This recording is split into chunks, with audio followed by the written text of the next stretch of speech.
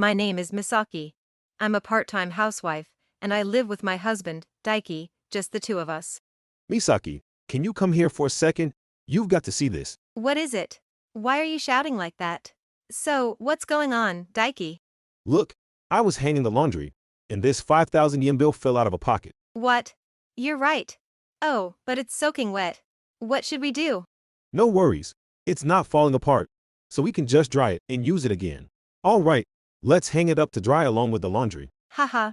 The bill's getting dried out and crispy.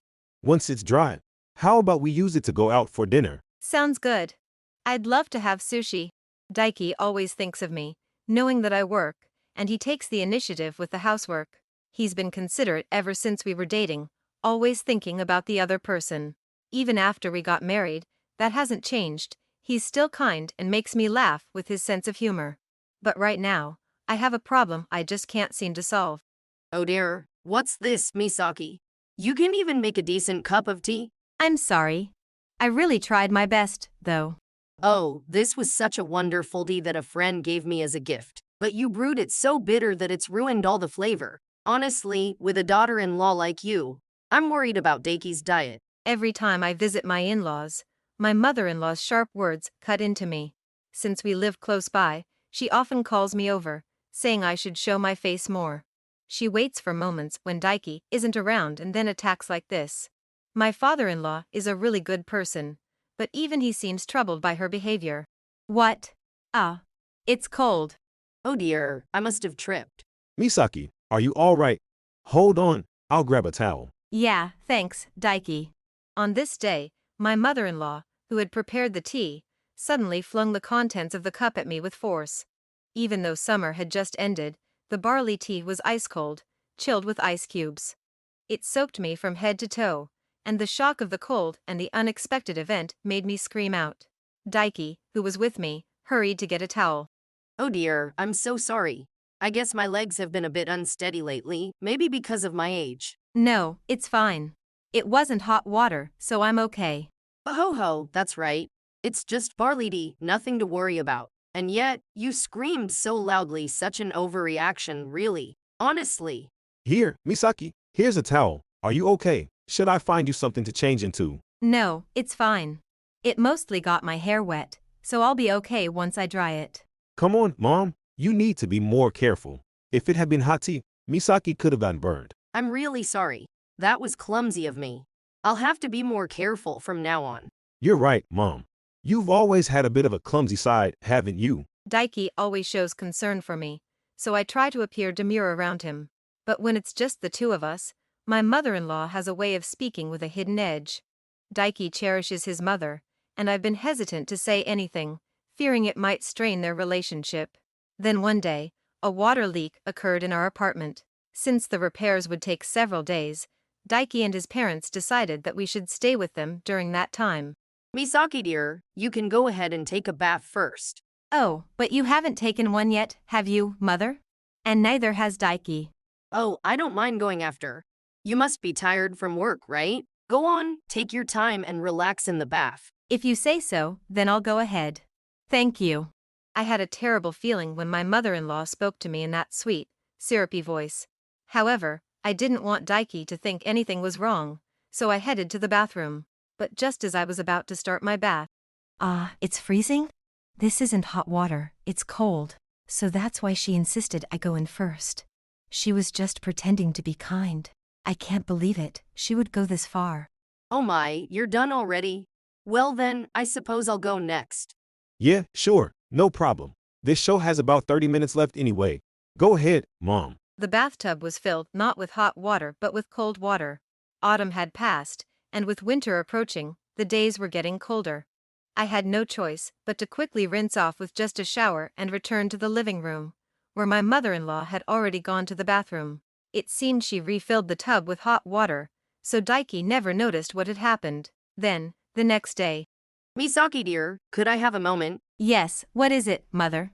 Actually, I was wondering if you could sleep in the tatami room tonight. The tatami room? That's fine with me, but is something wrong?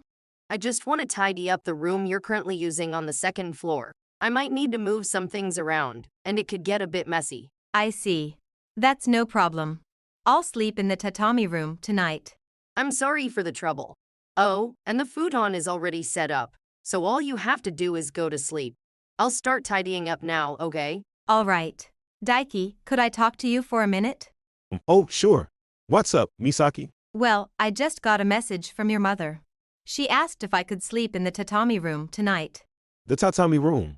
That's fine with me. She said the futon's already set up, so all we have to do is sleep. Is that so? That's thoughtful of her. I have an early morning tomorrow, so I think I'll just turn in now. All right. I'll finish helping your mother, get ready for bed, and then rest. Got it. I'm heading to bed then. Good night, Misaki. Good night, Daiki.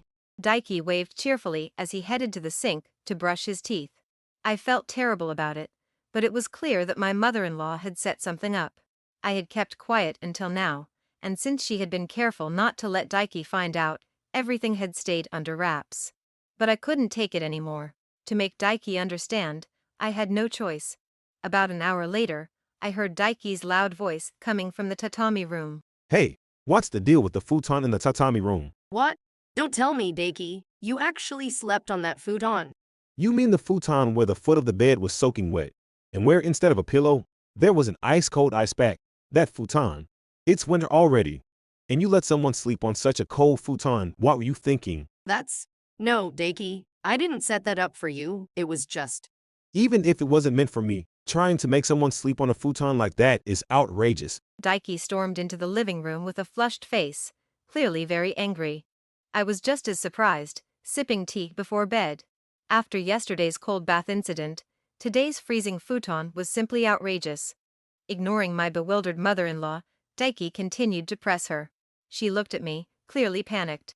What's going on? I told Misaki to sleep there, didn't I? So why did Daiki end up in that bed? You told Misaki, but didn't you tell her to tell me to sleep there instead? I'm sorry, Daiki, but this is my fault. Your fault. What do you mean, Misaki? It's true, Mother told me to sleep there, but I asked you to sleep instead. I looked at my mother-in-law's stare and Daiki's confused expression, and I decided to be honest. I admitted that I was the one who had been told to sleep in the tatami room, but it wasn't because I wanted to cause Daiki any discomfort. I tried to explain this to him. Actually, this isn't the first time Mother has done something cruel to me. Not the first time? What do you mean, Misaki? You know how Mother often invites us over here? Well, every time, she would play some sort of trick on me. What? Is that really true? Mom, when I asked you before, you said you and Misaki were getting along just fine. Daiki, shocked by my confession, turned his gaze toward my mother-in-law.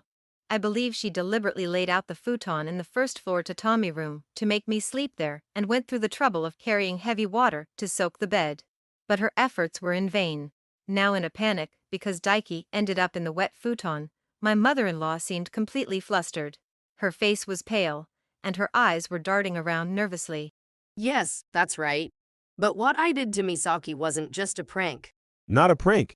In this cold weather with winter approaching, making someone sleep in a soaked futon, if that's not a prank, then what is it? It was discipline.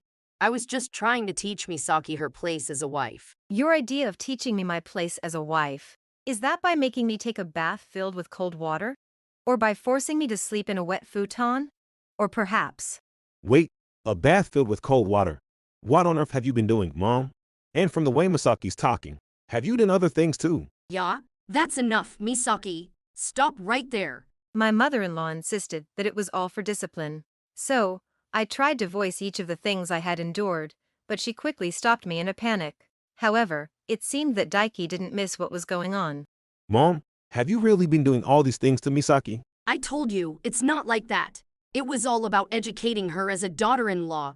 So when you talk about educating me, do you mean teaching me to be quiet and obedient as a wife? Is that why you did all those things to me? Please don't say it like that. I told you it was discipline. If that's what you call discipline, then it's wrong. Heck, that's exactly the problem. I never liked you from the start. I can't believe Daiki married someone as strong-willed as you. If you were going to be a daughter-in-law, you should have been more docile. All you do is defy me. Is that really what you think of me, Mother? I'm sure you've got Daiki under your thumb too, making him do whatever you want at home. That's why I had to teach you what it means to be a proper wife. You were just hopeless. As my mother-in-law continued to nearly shout about discipline, my father-in-law let out a sigh.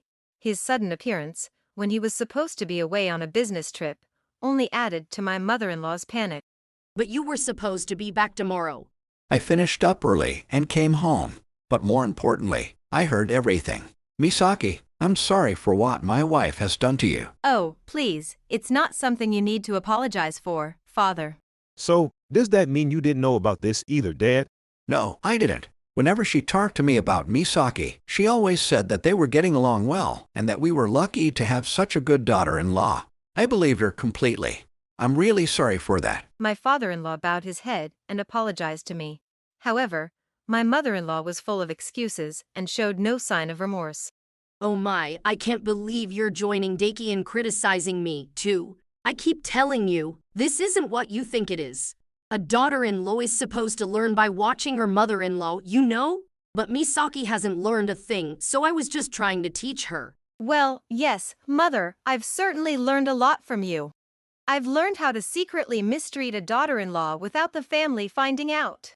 Of course, I would never put such cruel methods into practice. That's right, because that's not education at all. It only drives the other person into a corner, with no lesson to be learned. Exactly. Misaki, there's no need for you to learn anything from that. Yes, I agree. I think this is completely wrong. What? Are you all ganging up on me now? Heck, Mother, even now you are not willing to apologize. Why should I apologize? In fact, you should all be thanking me for my guidance. Is that so? Then there's no other choice. I'm divorcing you. What? Divorce? What are you saying? My father-in-law delivered a shocking statement to my mother-in-law, who still refused to admit any wrongdoing. Both Daiki and I were stunned, and my mother-in-law, upon hearing it, began to panic. Wait, divorce over something like this? What are you suddenly talking about? Suddenly, do you really think you have no reason to expect this? I told you it was just discipline with Misaki, and now you're talking about divorce out of the blue. Do you really think that's the only reason I'm asking for a divorce? What do you mean? We're talking about Misaki right now. Ugh, you've been secretly embezzling money from our household, haven't you? What? No, I would never do something like that. Don't play dumb. I know everything. I've been with you for many years, hoping you'd change your ways someday. But instead of stopping, you've also mistreated our son's precious wife. I can't stay with someone as rotten as you. We're getting a divorce. No, please, anything but that. It appeared that my father-in-law had discovered her embezzlement, and my mother-in-law was now breaking into a cold sweat, her face pale.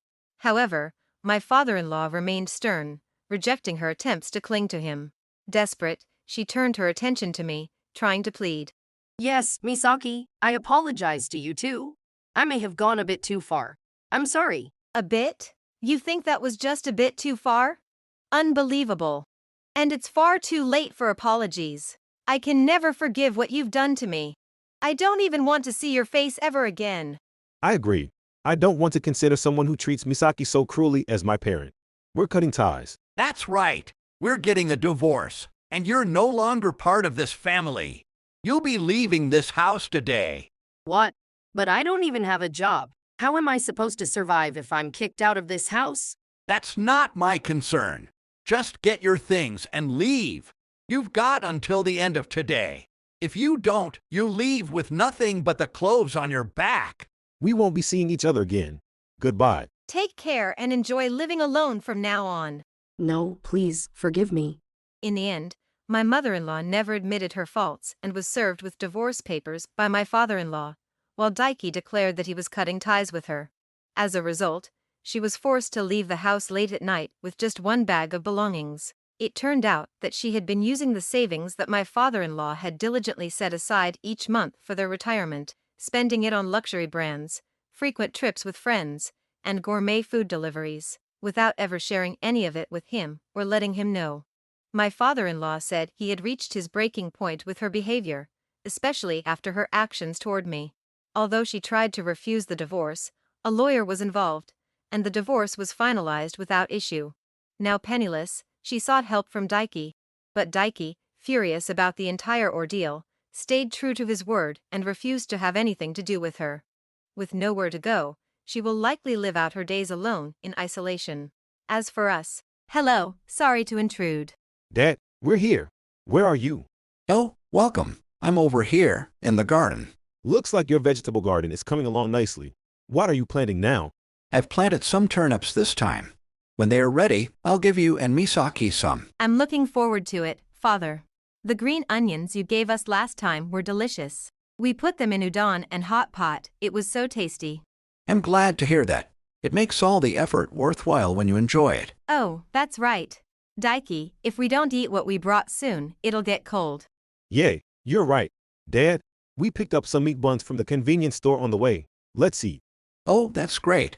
I'll gladly have one. I'll go prepare some tea. Father, make sure to wash your hands first.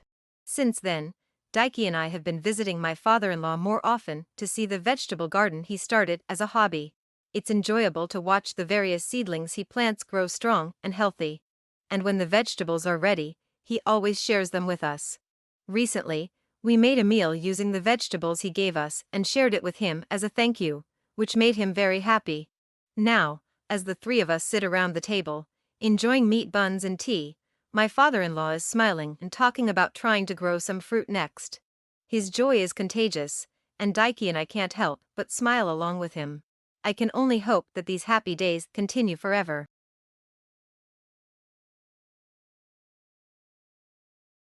If you enjoyed this video, we'd be thrilled if you subscribed to our channel. Subscribing means you'll receive notifications for new videos, keeping you in the loop with all our latest content. Your support is vital to our growth. Let's enjoy and grow together.